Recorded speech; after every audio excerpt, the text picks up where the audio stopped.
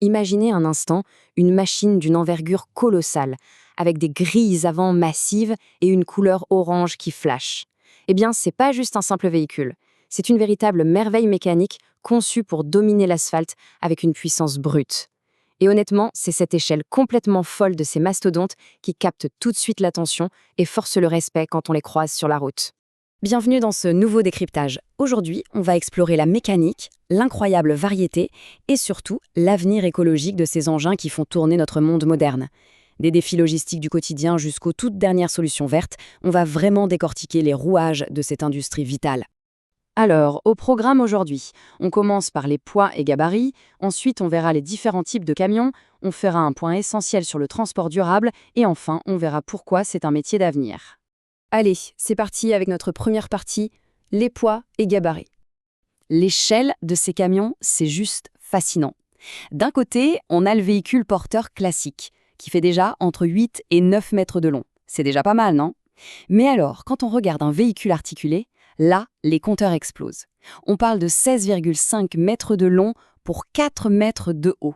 Pour se donner une idée, c'est littéralement la taille d'un petit immeuble couché qui roulerait à 90 km/h sur l'autoroute. C'est fou.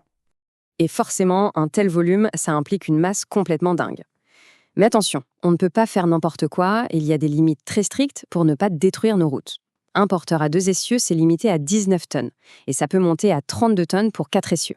Mais la vraie force brute, ce sont les ensembles articulés. Ils peuvent atteindre à la limite maximale de 44 tonnes. 44 tonnes. C'est un exploit d'ingénierie monumental quand on y pense. Mais du coup, on peut se demander, comment on gère un poids pareil sans que la route ne s'effondre? Avec des pressions allant jusqu'à 13 tonnes sur un seul essieu, le camion s'enfoncerait direct dans le bitume. Eh bien, la magie réside dans le jumelage. C'est super simple mais brillant. En mettant des doubles roues, on multiplie la surface de contact au sol. Ça permet de répartir cette charge colossale de manière bien plus uniforme et sécurisée. Passons à notre deuxième partie, les types de camions. Et on va voir qu'il y en a pour tous les goûts. Parce que non, l'industrie logistique ne se contente pas d'utiliser les mêmes boîtes pour tout le monde. Prenez le système Ampliroll, par exemple. C'est d'une ingéniosité folle. Il utilise un énorme bras articulé pour charger et décharger des caissons en un clin d'œil. C'est la flexibilité absolue. On dépose une benne vide, on en récupère une pleine et on repart direct. Pas une minute de perdu. Sur les chantiers, par contre, la donne change complètement avec le camion à benne basculante. Là, c'est le roi incontesté pour transporter des matériaux en vrac comme de la terre ou du gravier. Un système hydraulique ultra puissant soulève toute la charge pour vider ça rapidement, directement là où on en a besoin. Efficacité maximale au cœur de l'action. On change de décor et surtout de température avec le fameux camion frigorifique. Derrière sa carrosserie se cache un caisson super isolé couplé à un vrai moteur réfrigérant. C'est littéralement ce qui maintient la chaîne du froid en vie, pour que notre nourriture traverse les continents sans le moindre risque sanitaire. C'est absolument crucial au quotidien. Et si la cargaison est carrément hors norme? Eh bien, c'est là que le porte-char entre en scène. Avec son plateau robuste et rabaissé, il s'occupe des missions de l'extrême, comme transporter d'énormes tracteurs agricoles ou des équipements industriels géants. C'est un peu le super-héros du transport lourd. Et on termine ce petit tour d'horizon avec le camion-citerne, le grand spécialiste des liquides et des gaz en vrac. Pour vraiment visualiser sa taille, dites-vous que le volume à l'intérieur de cette immense cuve équivaut souvent à l'espace de 33 palettes standards. C'est une ingénierie de pointe entièrement au service du volume. Ce qui nous amène à un sujet central, notre troisième partie, le transport durable. Bon, il faut qu'on aborde la réalité sans détour. Notre planète souffre d'une pression insoutenable due à la pollution. Et oui, historiquement, le secteur du transport routier a sa part de responsabilité là-dedans. Sauf qu'aujourd'hui, l'exigence écologique, c'est plus juste une option, c'est devenu une urgence absolue pour la survie de notre environnement. La bonne nouvelle, la riposte est déjà là, avec une bascule vers le 100% électrique. L'objectif est net et sans appel. On élimine totalement les émissions de CO2 liées aux carburants fossiles directement à la source.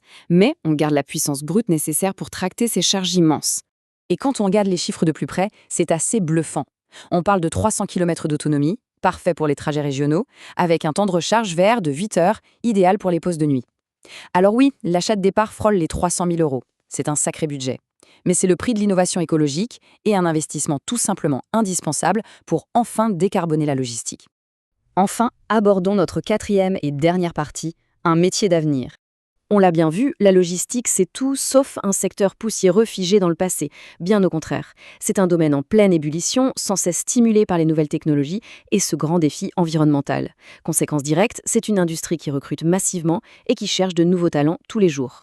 Et cet enthousiasme, on le sent vraiment sur le terrain. Entendre quelqu'un dire qu'il va en faire son métier précisément parce que le secteur est en évolution constante, c'est super révélateur. Rejoindre ce milieu aujourd'hui, c'est lier sa passion pour une technique de pointe à un choix de carrière vraiment solide, à l'épreuve du temps. Ce qui nous amène à cette réflexion finale. Face au passage des moteurs thermiques rugissants à l'électrique silencieux et avec une demande qui ne faiblit absolument pas, est-il temps de franchir le pas et de rejoindre cette grande révolution logistique verte? Le monde ne s'arrêtera jamais de bouger et c'est aux esprits curieux d'en dicter la direction. À méditer.